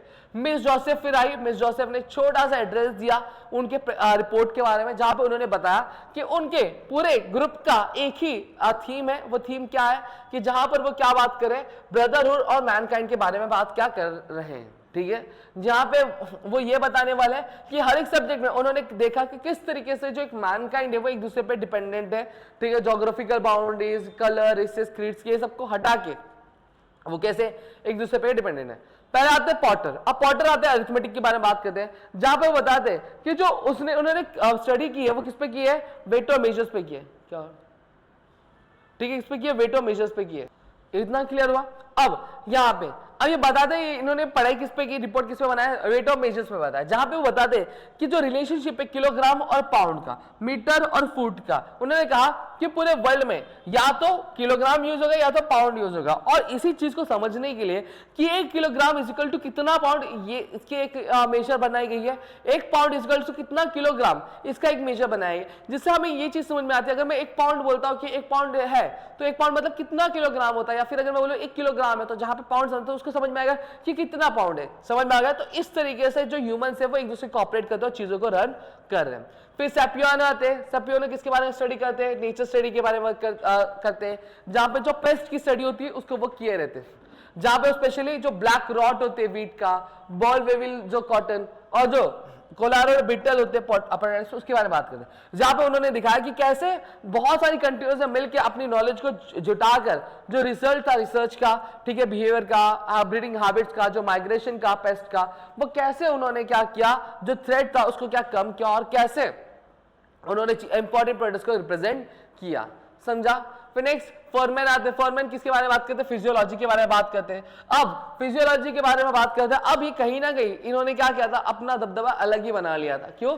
जब उनको बुलाया गया तो इन्होंने क्या किया, एक सिग्नल किया स्टेज के पीछे, और वहां पे 2 लोग आए। क्या है? 2 लोग आए, एक था वेल्श और एक था एलिसन। और वेल्श और एलिसन आ रहे थे, एक तरफ वेल्श था और एक तरफ एलिसन था, और बीच में दोनों ने एक साइड से ऐसे पकड़ा हुआ था, और बीच में क्या था, एक हड्डियों का ढांचा यानी स्केलेटन था। अब स्केलेटन पे क्या था, एक पतली धागे से क्या लटकी हुई थी, और वो फिर जब लेकर आया तो बॉडी के ऐसे ऐसे क्या घूमने लगी। जब ऐसे ऐसे घूमने लगे, पूरा का पूरा जो स्टेज था, पूरा का पूरा जो ऑडिटोरियम था, वो सभी क्या जोर जोर से क्या हंसने लग गए। क्या करने लगे? जोर जोर से हंसने लग गए। लेकिन हंसी तुरंत ही गायब हो गई जैसे ही ये जो फॉरमैन ने बोलना चालू किया, जहां पर उसने बताया कि मुझे बताया कि ये जो स्केलेटन है, स्केलेटन फीमेल का है, ये स्केलेटन क्या फीमेल का है। लेकिन मैं ये चीज अश्योरेंस के साथ नहीं कह पा रहा हूं कि जो फीमेल है चाइनीज है, फ्रेंच है, जर्मन है, ग्रीक है, या फिर सावली या फिर गोरी है, ठीक है। जहां पे वो कंक्लूड करते हैं कि यहाँ पे इस चीज से मैं ये बताना चाहता हूँ कि हम सभी एक से स्ट्रक्चर से बने, बस हमारी परवरिश क्या अलग है, हमारे कल्चरल ट्रेडिशन की वजह से। तो हमें कोई भी डिफरेंसेस नहीं, बस हमारी जो परवरिश होती है वो थोड़ी सी अलग होती है, बाकी हम सब क्या एक जैसा ही हैं। समझ में आ गया? हम सब एक ही ब्लूप्रिंट से, एक ही सांचे से बने हुए हैं। फिर मिस डेयर आती है, वो भी फिजियोलॉजी के बारे में बात करती है, जहां पे जो प्रॉब्लम्स के बारे में बात करती है, जो सारी जो ह्यूमैनिटी फेस करती है, किसके टर्म्स में, सिकनेस के टर्म्स में, डिजीज के टर्म्स में, जो एडवांटेजेस है, हम जो नॉलेज एक्सचेंज करके क्या गेन करते हैं, उसके बारे में वो यहाँ पे बात करती है। फिर मिस डॉड आती है, वो हिस्ट्री के बारे में बात करती है, जो रिफॉर्मेशन, जो बदलाव हुआ था, जो चेंजेस हुआ था इंग्लैंड में, उसके बारे में वो यहाँ पे बात करती है। जहां पे वो बात करती है कि show told of the struggles of main of independent spirit against the clerical domination, जहां पे बताती है कि जो एक लोग थे जो लड़ाई कर रहे थे अपनी आजादी के लिए, उसके बारे में बताती है। फिर साथ ही साथ जो एफर्ट्स लिए गए क्या रिलीजियस ट्रेडिशंस को ब्रेक करने के लिए, उसके बारे में बात करती है। साथ ही साथ जो अर्ली बिगिनिंग्स थी वो कैसे जो आइडिया ऑफ टॉलरेंस और idea of tolerance for the beliefs में चीज, उसके बारे में यहाँ पे क्या वो बताती है, ठीक है। फिर आखिरी चीज जो आती है वो डेनम की आती है। क्या आती है? डेनम की। अब डेनम आते हैं, डेनम बात करते क्या पीटी और गेम्स के बारे में। अब डेनम की जो रिपोर्ट थी वो थोड़ी सी शॉकिंग थी, क्यों? क्योंकि उन्होंने सीधा सीधा क्या क्रिटिसाइज किया था पीटी और गेम्स की जो लेक्चर्स हुआ करते उसके अगेंस्ट बोलना शुरू किया, जहां पे उन्होंने बताया कि जो स्पेस की लिमिटेशन है, साथ ही साथ आपका जो ये टाइम की जो कमी, इसके वजह से ये जो लेक्चर्स होते हैं ये क्या होते हैं, ये बिल्कुल फालतू होते हैं। इन्होंने कंप्लेन किया कि इसका कुछ भी मतलब नहीं निकलता, ये जो रूटीन होता है बहुत ही खराब है, पॉइंटलेस है, इसका कुछ भी यूज होता नहीं है। जैसे ही ये डेनम ने बोला, जितने भी बॉयज थे उस हॉल में प्रेजेंट, सभी बॉयज ने क्या जोर जोर से चिल्ला चिल्ला के उसको क्या चीयर किया। ठीक है, जब रिपोर्ट खत्म हो गया, डेनम ने क्या बोला, डेनम ने 2 बच्चों को बोला रैंडमली, ठीक है, ऑडियंस में, और उनको बोला कि सभी टीचर्स के नाम लिखा, और फिर सभी टीचर्स क्लास शीट को डाल दिया और उसको मिला, और फिर 3 चीट निकालेगा। 3 चीट जब निकाली गई तो उसमें मिस्टर वेस्टर्न, ठीक है, मिस डेयर इवेंट्स और मिस फिलिप्स का क्या नाम आया। अब जो आने वाले थे और आके बच्चों के जितने भी सवाल है उन सभी सवालों का क्या जवाब क्या देने वाले। डेनम और जो मिस जोसेफ थी, ठीक है, उन्होंने सीट ले लिया, और अब यहाँ पे सवालों का क्या सिलसिला शुरू हो चुका। ठीक है, सबसे पहली चीज, अब टीचर्स को कोई भी आइडिया नहीं था कि क्या बोलना है क्या नहीं बोला है, इस वजह से जब वो बच्चे सवाल पूछे तो वो हकलाते हुए घबराते हुए क्या पाई गई। ठीक है, यहाँ पे अगेन एक बहुत ही बड़ा सरप्राइज था कि जिसे हम बहुत ही बोलते ना बेअक्ल समझते थे मिस फिलिप्स को, मिस फिलिप्स ने बहुत ही अच्छा जवाब दिया, हर एक सवालों को बहुत अच्छी तरीके से जवाब दे रही थी। ठीक है, ठीक है, और वो तीनों में से सबसे बेस्ट वही क्या दिख रही थी। ठीक है, उन्होंने क्वेश्चन से बहुत ही रिलैक्स हो गया, बहुत ही ऑथोरिटी के साथ क्या उन्होंने जवाब दिया। वेस्टर्न, अब यहाँ पे जो मिस्टर वेस्टर्न थे ये थोड़े से रूठे हुए लग रहे थे, ऐसा लग रहा था कि जैसे कि उनकी बेइज्जती हो रही है और वो उस कन्वर्सेशन से भागने की कोशिश कर रहे थे। ठीक है, अब यहाँ पे मैं बात करूं, कहीं ना कहीं जो पीटी का जो लेक्चर था उसको खराब करने में हाथ किसका था, मिस्टर वेस्टर्न का था। ठीक है, और वो उसके लिए क्या रिस्पॉन्सिबल भी थे। ठीक है, अब उन्होंने कहा कि insisted that the search exercise were only advantageous if they practice daily and for more sustained period। अब यहाँ पे जो डेनम एक टेन बॉक्स था वो क्या कहता है, वो ये कहते हैं कि जो एक्सरसाइज तभी अच्छी लगती है, तभी अच्छे एडवांटेजेस जब उसको डेली बेसिस पे किया जाए। अगर और ज्यादा टाइम के लिए किया जाए, हफ्ते में 1 बार 2 बार करो तो उसका कुछ भी मतलब निकलता नहीं है। पीटी सिर्फ हफ्ते में 2 बार, वो भी सिर्फ 20 मिनट के लिए। ठीक है, वो एक पूरा का पूरा वेस्ट ऑफ टाइम था, उसने बताया। ठीक है, साथ ही साथ अब शी रिमाइंडेड, अब मिस फिलिप्स बोलती है कि उसने बताया कि स्कूल में जो हर एक सब्जेक्ट है इंक्लूडिंग पीटी वो और जो गेम्स है, ठीक है, जो वो बहुत ही केयरफुली डिजाइन किए हैं ताकि जो बच्चों और टीचर के टाइम टेबल के हिसाब से क्या फिट बैठ सके और बच्चों को ज्यादा बेनिफिट क्या मिल सके। आज स्कूल की जितने भी फैसिलिटीज है उस फैसिलिटी के हिसाब से जो सर्विसेज जो स्कूल प्रोवाइड कर रहा है बहुत ही अच्छी क्या प्रोवाइड कर रहा है। It may be some of you older boys might even be able to help in that respect, और हो सकता है कि अगर कहीं गलती हो रही है, कई चीजें लैग भी हो रही है, तो यहाँ पे तुम में से कुछ जो सीनियर बॉयज हो वो क्या कर सकते हैं, हमारी इस चीज में हेल्प भी कर सकते हो। Some of which concluded fixing denim with innovation times are fortunate in your own fine physical development and do not जहां पे उन्होंने कंक्लूड करते हुए कहा कि हाँ डेनम तुम हो सकते तुम फिजिकली फिट हो, तुम्हें ये चीजों की जरूरत नहीं, लेकिन यहाँ पे कुछ बच्चे ऐसे भी होंगे जिनको इस चीज की बहुत ज्यादा जरूरत है और वो इस चीज को क्या कर रहे होंगे, बेनिफिट भी इसका उठा रहे होंगे। Then why do we have to do PT? Why don't they take only the kids who need? फिर डेनम यहाँ पे बोलते हैं कि हमें क्यों पीटी करनी, सिर्फ उन्हीं बच्चों को क्यों ना लेके आए जाते हैं जिन्हें उस चीज की जरूरत है, और बाकी सभी को क्या फुटबॉल या फिर जो भी उनको अच्छा लगे और जो उनके लिए फायदेमंद वो खेलने के लिए दिया है। This was a पोजर। अब यहाँ पे उनकी जो बेबी ब्लू आईज थी जो ट्विंकल कर रही थी, ठीक है, उन्होंने कहा कि I feel assure that you will see the point in that. ठीक है, जहां पे वो कहती है कि हाँ मेरी अश्योर है, ठीक है, अब ये अश्योर है कि कहीं ना कहीं अब जो मैं चीजें बोलने वाली वो उससे तुम क्या बहुत ज्यादा सेटिस्फाई हो गए। Let's say it is as much as an exercise of the mind as it is of the body डेनम। अब यहाँ पे वो कहती है कि अगर तुम्हें ऐसी चीजें कही जाती है, ऐसी चीजें बोली जाती है जो तुम करना नहीं पसंद करते, तुमसे करवाया, वो कहीं ना कहीं ट्रेनिंग का पार्ट तुम्हें तैयार किया जाता है तो कि तुम बाहर के वर्ल्ड में जब जाओ तो अपनी चीजों को बहुत ही अच्छी तरीके से कंप्लीट कर सको और अपनी चीजों को अचीव क्या कर सको। ठीक है, अब यहाँ पे जो पूरा जो टाइम टेबल है स्कूल में वो इस तरीके से बना है, इसलिए बनाया गया ताकि तुम जब रियल वर्ल्ड में जाओ तो तुम चीजों को सस्टेन कर सको। ठीक है, अब यहाँ पे ये बात सुन के जो डेनम था वो शांत हो चुका था, ठीक है। अब जो पूरा डेनम को पता था कि उसको क्या हराया गया है, ठीक है, पूरा हराया गया है, ठीक है। वहीं जो मिस फिलिप्स थी, उनकी जो स्माइल थी बहुत ही ज्यादा चौड़ी हो गई, ठीक है। उनका जो एक मासूम सा चेहरा था वो कहीं ना कहीं ये बता रहा था कि जो बिल्ली है उसने क्या किया, इसने चूहा खा भी लिया था, उसने डेकार भी मारा नहीं। समझ में आ गया। और सुन, ये जो मॉर्निंग था वो एंड हो गया, जो हेड थे वो स्टेज पे गए और उन्होंने जो प्रोसीडिंग थी वो पूरी की पूरी क्लोज की और बताया कि उनको अपने बच्चों पे कितना गर्व है। समझा। तो ये हमारा सेकंड नॉवल था जो मैंने आपका पूरा का पूरा यहाँ पे आपको कंप्लीट करके दे दिया। होप सब पूरी चीजें क्लियर हो गई। अब बढ़ते हैं हमारे तीसरे नॉवल की तरफ दोस्तों अब हम बढ़ते हैं हमारे अगले नॉवल पे जिसका नाम है around the world in 80 days. अब around the world in 80 days अगर इस नॉवल की अगर मैं बात करूं, ये एक ऐसा नॉवल है जो कि आपका एक एडवेंचर नॉवल है, ठीक है, जो पब्लिश कौन से ईयर में हुआ था, पब्लिश आपके 1872 में हुआ था, ठीक है। बुक के फॉर्म में कब आया था, ईयर 1873 में आपके ये क्या बुक के फॉर्म में हमें देखने मिल गया था। ओरिजिनली अगर मैं बात करूं तो ये जो चीज है ये किस में लिखी गई थी, ये आपके फ्रेंच में क्या लिखी गई थी। जो कहानी है वो कहानी किसके बारे में, ये जो कहानी है अगर मैं बात करूं तो ये कहानी कंप्लीटली आपके फिलियस फॉग के बारे में, ठीक है। जो कि एक ट्रिप पे जाते हैं किसके साथ, अपने दोस्त अपने सर्वेंट के साथ, पासपेटू के साथ, जहां पर वो पूरा जो ट्रिप है वो आप पूरी दुनिया का लगाते हैं 80 दिनों में कंप्लीट करने के, ताकि वो एक बैठ के जीत सके। अब इसमें मेजर कैरेक्टर की अगर बात करूं तो मेजर कैरेक्टर कौन है, फिलियस फॉग है, पासपेटू है, ऑडा है और डिटेक्टिव फिक्स हमें क्या मेजर कैरेक्टर देखने मिल जाते हैं।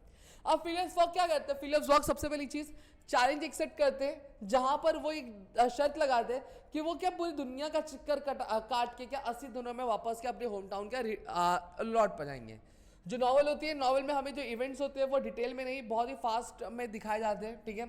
यहाँ पे कई सारे ऐसे इवेंट्स भी होते हैं जहाँ पे हमारे जो रोंगटे होते हैं वो क्या खड़े हो जाते हैं। अब इसमें जो एक इंपॉर्टेंट चीज जो यहाँ पे प्ले होती है वो होता है आपका टाइम, ठीक है। टाइम कई बार आपके फिलियस फॉग के फेवर में भी काम करता है और कई बार उनके अगेंस्ट में भी ये क्या काम करता है, ठीक है।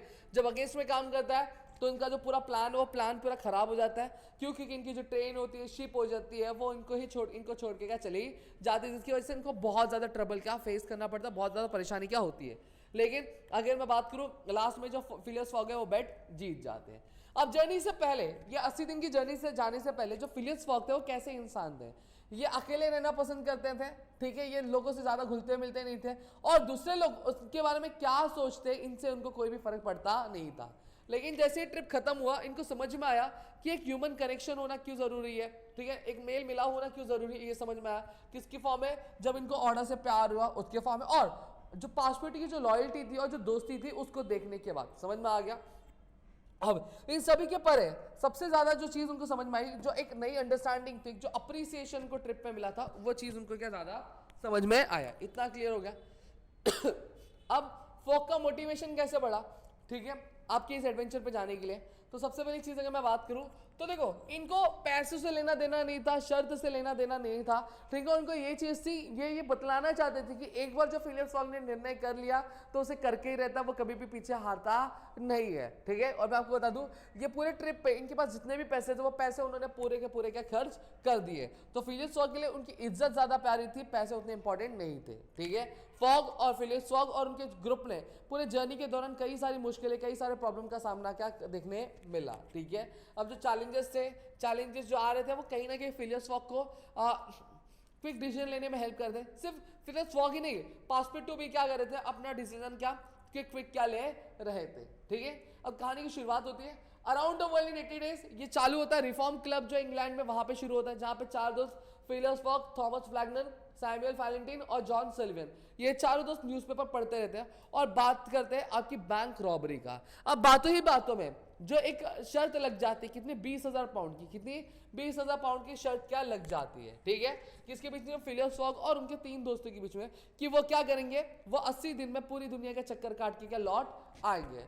जो जर्नी होती है वो शुरू हो जाती है पासपेटू के साथ। डिटेक्टिव फिक्स क्या करते हैं, इनको फॉलो करते रहते, क्योंकि डिटेक्टिव फिक्स को क्या लगता है कि फिलियस फॉग शर्त का तो एक बहाना मार रहा है, एक्चुअल में जो चोरी हुई है, चोरी किसने किया, फिलियस फॉग ने ही क्या की है।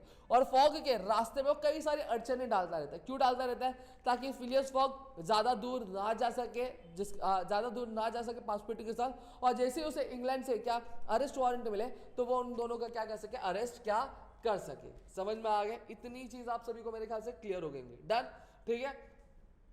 अब पासपेटू भी यही सोचता है, लेकिन पासपेटू को अपने मालिक पे बहुत ज्यादा भरोसा होता है, तो वो उस चीज को क्या निगलेक्ट करने लगता है। अब ये लंदन से ब्रिंदेसी जाते, फिर सुएज जाते, बॉम्बे जाते, कलकत्ता जाते हैं। कलकत्ता में इनको कौन मिलता है? कलकत्ता में इनको ये मिलती है, ओड़ा मिलती है। ओड़ा को लोग बचाते हैं, फिर और उसको लेकर हांगकांग, फिर योकोहामा, फिर सैन फ्रांसिस्को, फिर न्यूयॉर्क, फिर लिवरपूल में जाता है। अब लिवरपूल में इनके साथ क्या होता है, ये चीज हम लोग यहाँ पे क्या देखने वाले हैं, ठीक है। अब यहाँ पे अगर मैं आगे की बात करूं तो यहाँ पे देखो, जैसे ही जो फॉग, ओडा और जो पासपेटू होते हैं ये लिवरपूल में पहुंचते हैं, तो जो फिक्स होता है उसको वारंट मिल जाता है और वो फिलियस फॉग को क्या कर लेता है, अरेस्ट कर लेता है। फिलियस फॉग को जेल में डाल देता है और कुछ ही टाइम बाद जो फिलियस फॉग होता है, जो डिटेक्टिव फिक्स होते हैं, उसको समझ में, उसको पता चलता है कि फिलियस फॉग ने चोरी नहीं की है, जिसने चोरी की है वो कुछ दिन पहले ही क्या पकड़ा जा चुका है। फिर वो फिलियस फॉग को छोड़ता है, तो फिलियस फॉग उसको जोर से एक थप्पड़ मारता है, क्योंकि उसकी वजह से उसका टाइम बहुत ज्यादा बर्बाद हो गया था, ठीक है। फिर वो लंदन आता है, जहाँ पे आने के बाद वो सभी क्या डिसअपॉइंटेड हो जाते हैं। क्यों? क्योंकि जो फिलियस फॉग और उनकी कंपनी का जो एक डेडलाइन था 80 दिन का, वो 80 दिन से ज्यादा क्या पूरा हो चुका था। फिर दोनों सभी लोग रात के अंधेरे में क्या करते हैं, घर में जाते हैं, ठीक है। इतनी चीजें क्लियर हो गई, तो फिलियस फॉग क्या कहता है, अपने आप को रूम में बंद कर लेता है। और ऐसा पहली बार था जो इतना ज्यादा डिप्रेस क्या हो गया था, ठीक है। वो इतना ज्यादा टेंशन में हो गया था, ना तो कुछ खा रहा था, ना कुछ पी रहा था, ठीक है। फिर उसके बाद इसी को देख के जो ओडा और जो पासपेटू थे वो भी बहुत ज्यादा घबरा गए थे, तो उनकी भी नींद उड़ गई थी और वो भी ना तो कुछ खा रहे थे ना कुछ पी रहे थे, ठीक है। अब पासपेटू जाता है, समझाता है, लेकिन कहाँ फिलियस फॉग कुछ मानने वाले हैं। तो फिर ओडा को बोलता है जाओ तुम ही से कुछ समझाओ। तो ओडा जाती है, समझाती है, अले मेरा बाबू ऐसा कुछ नहीं बोलती है, ठीक है। तो वो समझाती है, तो जो फिलियस फॉग है वो माफी मांग लेते हैं ओडा से। क्यों? क्योंकि फिलियस फॉग ओडा को जो जिंदगी देना चाहते थे वो जिंदगी नहीं दे पाएंगे और उसको और ज्यादा परेशानी में क्या डाल दिया है। तो यहाँ पे जो फॉग होता है अपोलाइजाइज करता है, उसके रिटर्न में जो ओडा होती है वो क्या कर देती है, उसको प्रपोज कर देती है कि मुझसे शादी करोगे। समझ में आ गया कि नहीं आ गया?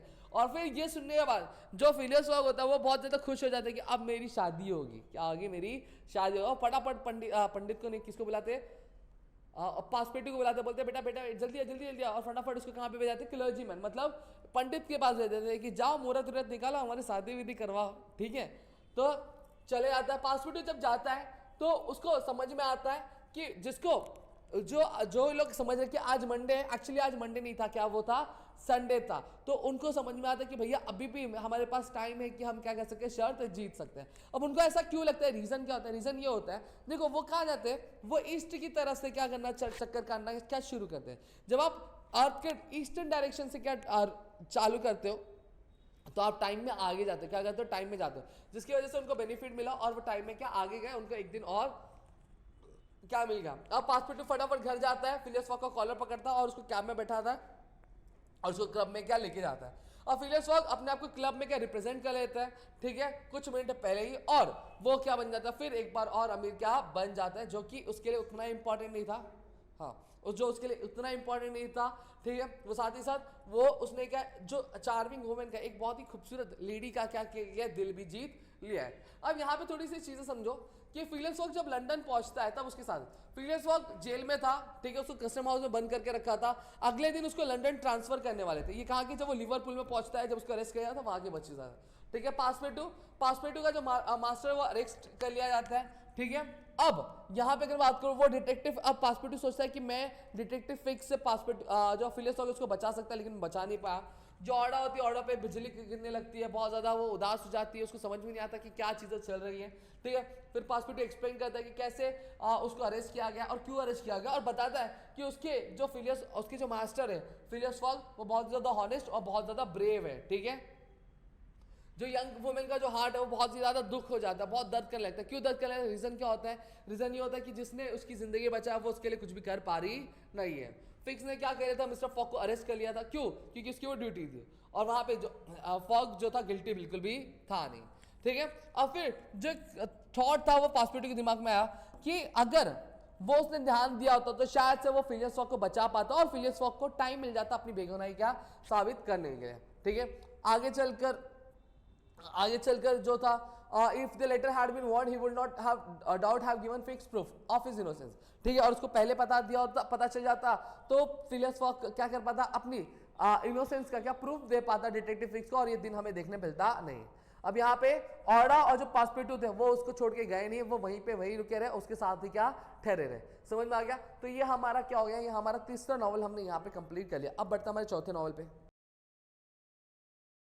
अब हमारा अगला नॉवल जिसका नाम है द साइन ऑफ फोर। अब द साइन ऑफ फोर शुरू कैसे होता है? अब ये जो नॉवल की जो शुरुआत होती है वो शेरलॉक होम्स से होती है। शेरलॉक होम्स और जो डॉक्टर वाटसन। शेरलॉक होम्स एक बहुत ही फेमस डिटेक्टिव था और उनके दोस्त का नाम क्या था, डॉक्टर वाटसन। ये दोनों ही अपने कमरे में बैठे होते हैं और कुछ डिस्कस कर रहे होते हैं। तभी वहां पे एंट्री किसकी होती है, मैरी मॉर्स्टन की। मैरी मॉर्स्टन एक यंग वुमेन थी जो शेरलॉक होम्स के पास आई थी, क्या कुछ एडवाइस लेने के लिए, क्या कुछ एडवाइस लेने के लिए, ठीक है। अब वहां पे मैरी मॉर्स्टन क्या घर पहुंचती है। अब मीटिंग के दौरान जो मैरी मॉर्स्टन बताती है कि कई साल पहले उनके जो पिताजी थे वो क्या हो गए थे, अचानक गायब हो गए थे आज से 10 साल पहले, ठीक है। और उसके बाद से ही उसको एक बहुत ही बड़ा पर्ल मिलता रहा एक मेल के थ्रू, हर साल सेम तारीख पे मिलता था, ठीक है। फिर उसके बाद वो बताती है कि इस बार उसको मेल आया, लेकिन मेल के साथ एक लेटर भी आया जहां पे उसको बोला गया कि उसको अपने 2 दोस्तों के साथ लीसियम थिएटर आना, अगर उसको भरोसा नहीं होगा तो अपने 2 दोस्तों को लेकर आए, या नहीं तो वो अकेले भी आ सकते हैं और पुलिस को कुछ भी इन्फॉर्म करे ना।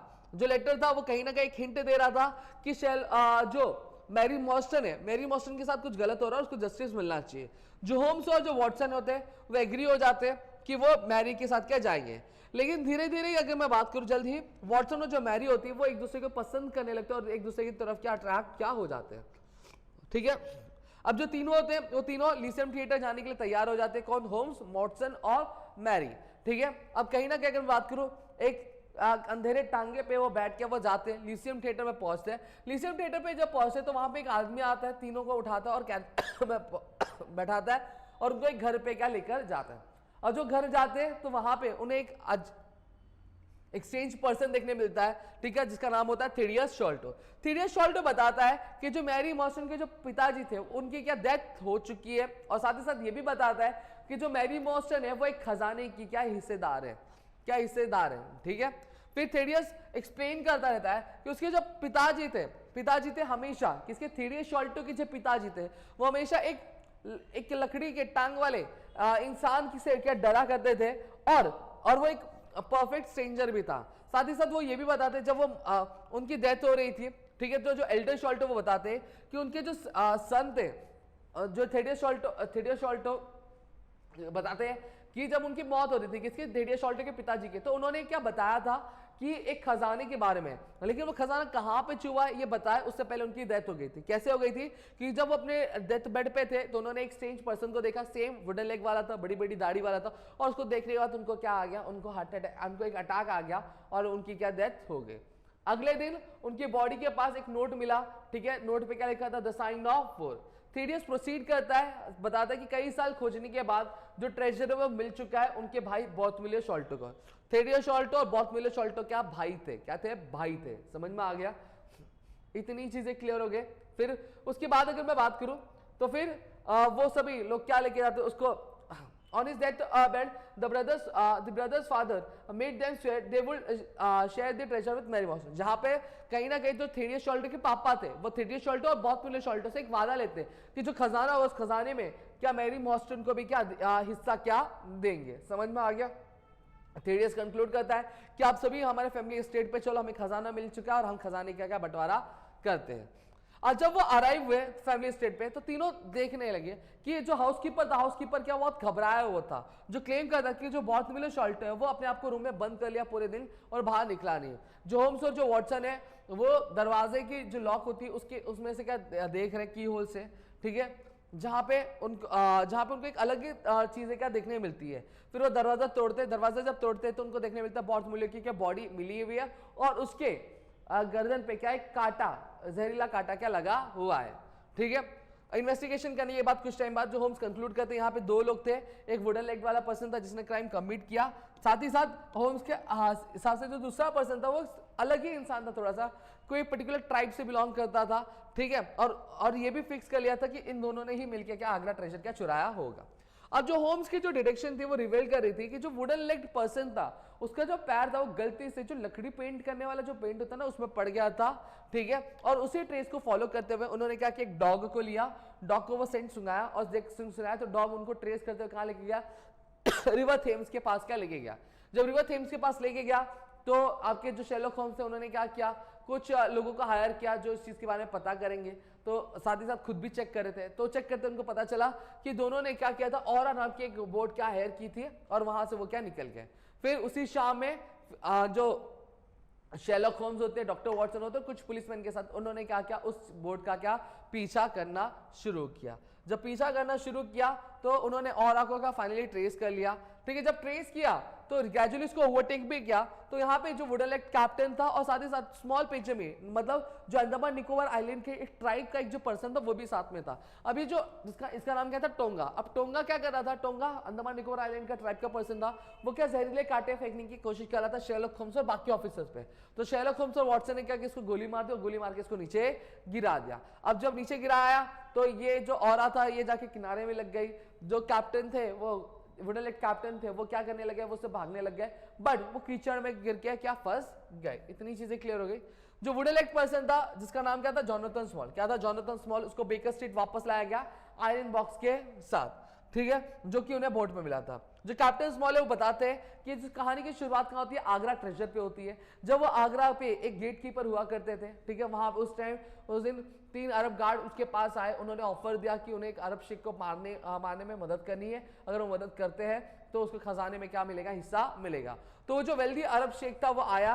तो उस दिन यहाँ पे क्या हुआ, जो तीनों अरब गार्ड ने क्या किया, उस पर हमला बोल दिया और ये जो जोनाथन स्मॉल है उसको भागने नहीं दिया, उसका रास्ता रोक दिया। समझ में आ गया। फिर उसके बाद इन चारों ने मिलकर खजाना के छुपा दिया और फिर उनको क्या हो गई, जेल हो गई। ठीक है, फिर जोनाथन स्मॉल को पीनल कॉलोनी में भेज दिया गया था अंडमान आइलैंड में, जहां पर उसने क्या टोंगा जो इसके साथ जो बंदा था जो जहरीले कांटे डाल रहा था उसके साथ इसकी दोस्ती हो गई, जो कि उसका एक लॉयल दोस्त बन गया। और जोनाथन स्मॉल ने क्या किया, 2 जो गार्ड थे, एक का नाम क्या था शॉल्टो और एक का नाम था मॉस्टन। शॉल्टो कौन था, थेडियोस और बॉर्थमिलियो शॉल्टो का पापा, और मॉस्टन को था मैरी मॉस्टन का पापा। दोनों ही शॉल्टो और मॉस्टन दोनों ही क्या थे, दोस्त थे। क्या थे, दोस्त थे। ठीक है, जहां पर उनको एक ऑफर दिया कि अगर जोनाथन स्मॉल की अगर यहां से भागने में मदद करते हैं तो वो क्या करेगा, खजाने में उनको क्या कुछ हिस्सा देगा। ठीक है, अब दोनों ही एग्री हो गए। शॉल्टो क्या गया, अंडमान निकोबार आइलैंड से हटके आगरा की तरफ बढ़ने लग गया ट्रेजर लेकर वापस आने के लिए, लेकिन कई दिनों तक शॉल्टो वापस रिटर्न आया नहीं। तो जोनाथन स्मॉल को समझ में आ गया कि शॉल्टो ने क्या किया, उसके साथ धोखा किया है। फिर वो कैसे ना कैसे टोंगा के साथ क्या हुआ, वो जेल से भाग निकला। क्या हुआ, जेल से भागा। जब जेल से भागा तो कई साल बाद स्मॉल ने वापस से क्या किया, शॉल्टो को ट्रैक डाउन किया। ठीक है, और देखा कब देखा, जब वो मरने की कगार पे आ गया था तब। अब डेथ के बाद स्मॉल ने क्या किया, स्मॉल ने एक नोट डाल दिया उसकी बॉडी पे। क्या डाल दिया, ये रेफरेंस देते हैं कि ये जो साइन ऑफ कि ये खजाना जो है, ये खजाना कितने लोगों का, 3 लोगों का, एक 3 अरब गार्ड का और एक मेरा, तो हम कितने हो गए, 4। तो खजाना 4 लोगों का क्या डिपेंड करता है। फिर वापस शॉल्टो जो था फैमिली स्टेट पे रिटर्न आया, शॉल्टो के फैमिली स्टेट पे आया। तो टोंगा ने क्या किया, बॉर्थमिलियो का मर्डर कर दिया और दोनों ने ही ट्रेजर क्या चुरा लिया। अब पूरी कहानी खत्म हो गई।